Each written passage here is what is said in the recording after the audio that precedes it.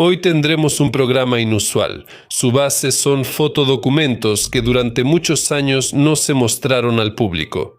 Y saben, si ahora se muestran fotos similares en Rusia, fácilmente se puede enfrentar una acusación por negar el papel decisivo del pueblo soviético en la derrota de la Alemania nazi. O alguna parecida.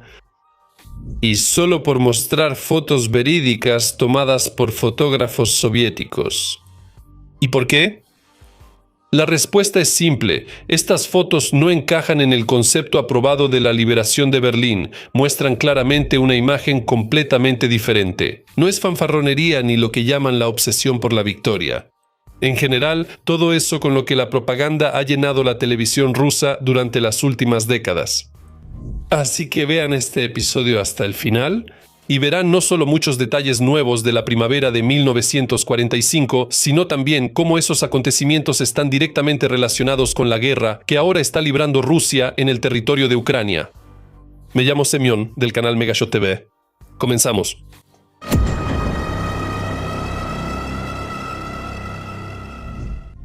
Berlín, primavera del 45, Wiesna 1945. Permítanme, para empezar, introducirlos en la atmósfera que reinaba a mediados de la primavera de 1945, en el Tercer Reich, que ya vivía sus últimos días. Sobre el asalto a Berlín y las enormes bajas que sufrió el Ejército Rojo, ya hice un video aparte. Pero hoy me gustaría mostrarles de manera más precisa, gracias a fotografías poco comunes, el precio que se pagó por esa victoria a través de casos concretos de soldados comunes. Me gustaría mostrarles el lado oculto de la guerra. Aunque cualquier persona sensata ya entiende que la guerra es un horror, la guerra es sangre, destrucción, niños llorando, padres, hermanos y esposos que no regresaron a casa.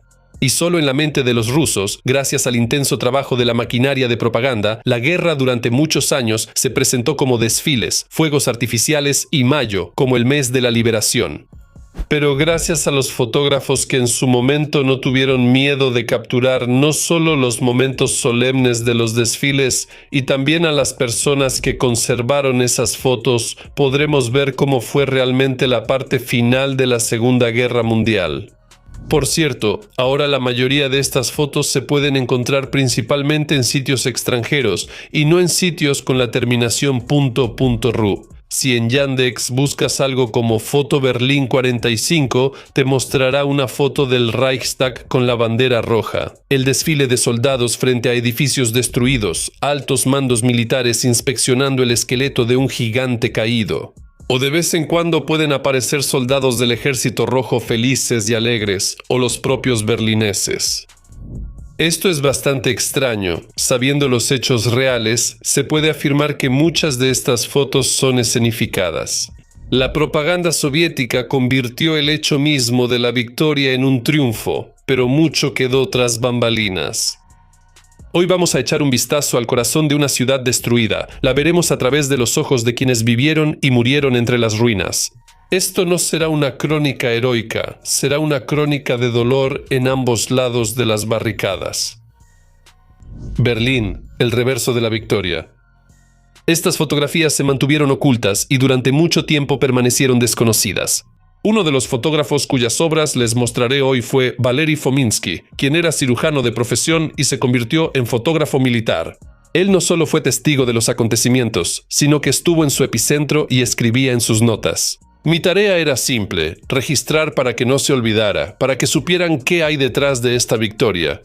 Él tomaba fotos sabiendo que esas imágenes no debían llegar al público en general, porque mostraban la guerra no desde el lado heroico, sino desde el lado humano. Como se supo durante mi investigación reciente, el Ejército Rojo sufrió más de 1 millón de bajas durante la Operación de Berlín. Sobre aquellos que terminaron su camino y permanecieron para siempre en tierras alemanas, no hablaremos ahora, sino que abordaremos el destino de quienes sobrevivieron, pero resultaron heridos en aquellos días de la primavera de 1945. En esta foto vemos a un soldado herido, el único sobreviviente de la tripulación de un tanque.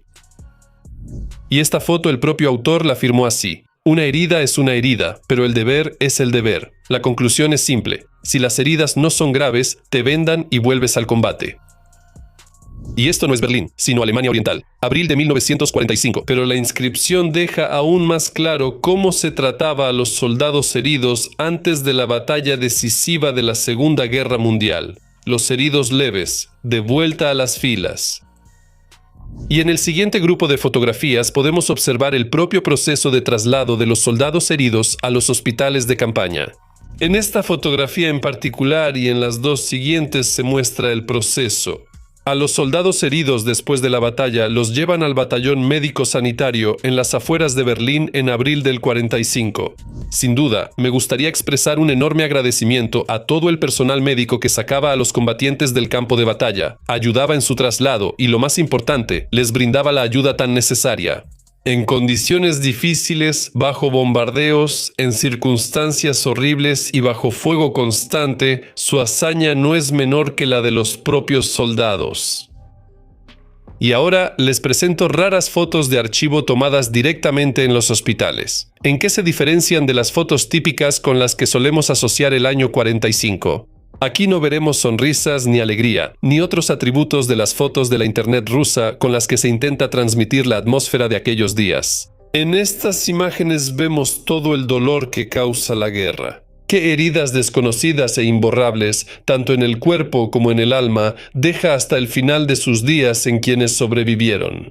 Como escribió Jonathan Haus en su libro La batalla por Berlín sobre los soldados soviéticos que llegaron hasta Berlín, ellos dejaron su salud en el campo de batalla. Según las estadísticas, solo 10 soldados que pasaron por la batalla fueron considerados aptos para el servicio. Los demás quedaron para siempre lisiados física o moralmente. Aquí hay algunas fotos verdaderamente únicas de abril de 1945 del este de Alemania, específicamente de la zona de las alturas de Ziellow. Les recuerdo que fue precisamente desde esta cabeza de puente donde el Ejército Rojo comenzó el asalto frontal a la capital alemana, Berlín. Y fue precisamente ahí, en los asaltos locales, donde según diversas estimaciones de historiadores morían al menos 10.000 soldados al día. Ni siquiera hace falta hablar de la cantidad de heridos. Por ejemplo, la foto que están viendo ahora, y el título es breve, Palabra de despedida a los tanquistas caídos. Y en la siguiente foto justamente se muestra un momento único. El traslado de un herido al puesto médico del regimiento en un cañón autopropulsado, justo después de la carnicería de Ziellow. Y la última foto de ese mismo periodo de tiempo. Aquí podemos observar una salva de despedida en memoria de los tanquistas caídos. Y su número también se contaba por cientos solo en los primeros días de abril, al inicio de la operación ofensiva de Berlín. El siguiente grupo de fotografías que logré encontrar está dedicado a la relación entre los soldados libertadores y los habitantes locales. Aquí, como se dice, es un arma de doble filo. Por un lado, las tropas soviéticas realmente liberaron a los alemanes de la plaga fascista. Por otro lado, privaron a cerca de 3 millones de habitantes de la ciudad de lo más importante, sus hogares, los edificios donde crecieron varias generaciones de berlineses. El fotógrafo y artista Evgeny Lvov llamó a su obra de manera muy acertada: en Berlín no se necesitan cerillos. De hecho, para finales de 1945, la antigua ciudad medieval, antes hermosa, se parecía más a un montón de cenizas.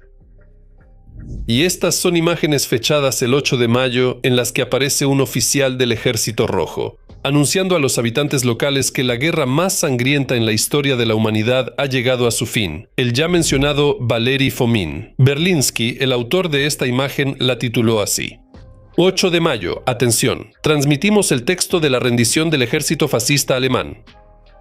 En esta foto se puede ver cómo los berlineses limpian las calles de su ciudad natal cerca del Reichstag. Eso es lo que quiero mostrarles en el siguiente bloque: cómo se veía la ciudad después de varios días de bombardeos y combates callejeros. La ciudad fantasma. Berlín, mayo de 1945 en esencia, una ciudad fantasma, una ciudad cementerio. Según datos de la BBC, 95 edificios en la ciudad fueron completamente destruidos. Así describía esos días el médico alemán Heinrich Feldmann. Caminábamos por la ciudad. El silencio era absoluto. Solo el olor a muerte recordaba que aquí hubo personas. Calles vacías, ruinas en las que todavía yacen cuerpos. Los berlineses sobrevivientes, en su mayoría mujeres, sufrían de hambre. Ya conté en detalle en uno de los episodios anteriores que muchas berlinesas fueron víctimas de violencia por parte de los libertadores. Ahora me gustaría centrarme en la catástrofe humanitaria. No hay otra manera de llamar a lo que sucedió en mayo y junio de ese año. De hecho, la comida se convirtió en una moneda por la que se entregaban los últimos objetos de valor. Aquí hay una cita de las memorias de una residente de Berlín, Martha Richter. Cambiamos el anillo de la abuela por 2 pedazos de pan. Esa fue la única oportunidad de sobrevivir. Y esto es un extracto de una entrevista de 1972 con una testigo de esos acontecimientos, la berlinesa Anna Hausmann. En el primer mes después de la batalla, cada uno de nosotros perdió a alguien. Enterrábamos a los muertos en nuestros propios patios. La población civil de Berlín pagó su terrible precio por la derrota. Los niños morían de hambre, las mujeres se escondían de la violencia. También hay testimonios del otro lado de que la situación moral en la ciudad era, por decirlo suavemente, deprimente. Aquí hay un fragmento de una carta que se conserva en el archivo militar estatal. Aquí hemos ganado, pero ¿a qué precio? A cada paso, cadáveres. Detrás de cada casa, muerte. Así escribió uno de los soldados soviéticos en una carta a casa. Y para concluir este bloque, quisiera mostrarles imágenes exclusivas. Son fotos panorámicas de la ciudad. ¿Cómo era realmente en esos días? Gracias a la unión de varias imágenes, se nos presenta el verdadero panorama de lo que estaba ocurriendo. El antiguo corazón de la capital del Reich y la ribera del río Spree, que parecen literalmente salidos de un apocalipsis. ¿Por qué las fotografías y otros materiales de archivo que hoy les mostré no se publicaron durante tanto tiempo y, aún ahora, apenas se pueden encontrar? La respuesta es simple. No encajaban en la narrativa heroica. La propaganda soviética quería que la guerra pareciera un triunfo. Pero detrás de ese triunfo había millones de muertos, destinos rotos y vidas destruidas. Y estas fotos y los testimonios de los testigos nos recuerdan que la guerra no son victorias y desfiles, sino sufrimiento, dolor y miedo. Y me parece muy importante recordar ambos lados de esa historia para no repetir los errores del pasado. Conexión entre épocas. ¿Alguna vez te has preguntado por qué los rusos ahora van tan fácilmente a la guerra? ¿Por qué millones, sabiendo que les espera la muerte, de todos modos marchan directo al matadero sin siquiera hacer preguntas? Yo me puse a pensar y lo entendí. Así los educaron. Durante décadas les convencieron de que la guerra trata de heroísmo, de victoria y de gloria. Pero nadie hablaba sobre la sangre, el sufrimiento, los destinos rotos. Nadie contaba cómo vivir después, si es que sobrevives. Toda esa verdad se escondía detrás de bonitos lemas, como si no existiera. Y ahora ese silencio se ha vuelto parte de la propia Rusia. Por eso tanta gente hoy repite el mismo error, sin darse cuenta de cómo termina todo esto. ¿Entiendes? Muchos años, décadas enteras. En la conciencia colectiva se inculcaban ideas como todo por la victoria, el fin justifica los medios, las mujeres tendrán más hijos. Estos lemas se convirtieron en el símbolo de toda una época. Una época que formó generaciones acostumbradas a sacrificarse sin hacer preguntas. Nadie en la televisión decía qué pasaría después de la guerra. Nadie en los noticieros informaba cómo debían vivir quienes sobrevivieran. Al contrario, el soldado era solo un medio para alcanzar los objetivos. Y su vida, su mente, su futuro, a Putin no le importaban en lo más mínimo. Ya casi 3 años los rusos van dócilmente al matadero sin hacer preguntas, porque en sus mentes hay una idea clara y firme. Morir por la patria es una hazaña. Por alguna razón, a nadie se le ocurre que vivir por la patria y no invadir tierras ajenas es una hazaña. Más bien, eso es lo normal. No quisiera justificar al ejército de ocupación ruso, pero uno de los factores que influyó y sigue influyendo en la actitud de los rusos de a pie hacia la guerra actual es la glorificación de aquella gran guerra durante todos estos años. Eso no es ninguna casualidad. Es una influencia deliberada de la propaganda, especialmente después de la llegada al poder de Putin. Conclusiones. El sistema soviético ya de por sí heroizaba la guerra, ocultaba su lado oscuro, hacía la vista gorda ante millones de muertos, mutilados y destruidos psicológicamente, dejando solo una imagen bonita para los aparatos. Y a eso se sumó el deseo maniático de un dictador del Kremlin de repetirlo. Y todo esto con el apoyo de su electorado, desde Moscú hasta los rincones más alejados. Y, saben, lamentablemente mientras los rusos sigan viendo en la guerra solo gloria, mientras allá sigan guardando silencio sobre el hecho de que la guerra destruye no solo cuerpos, sino también almas, los habitantes de esa vasta tierra seguirán yendo al matadero como peones sin rostro en juegos ajenos. Y es importante entender y recordar, la verdadera victoria no es destruir al enemigo, sino preservar la vida. No desfiles, sino un futuro en el que nadie quiera repetir la guerra, sabiendo lo que conlleva. Eso es todo de mi parte. Adiós a todos.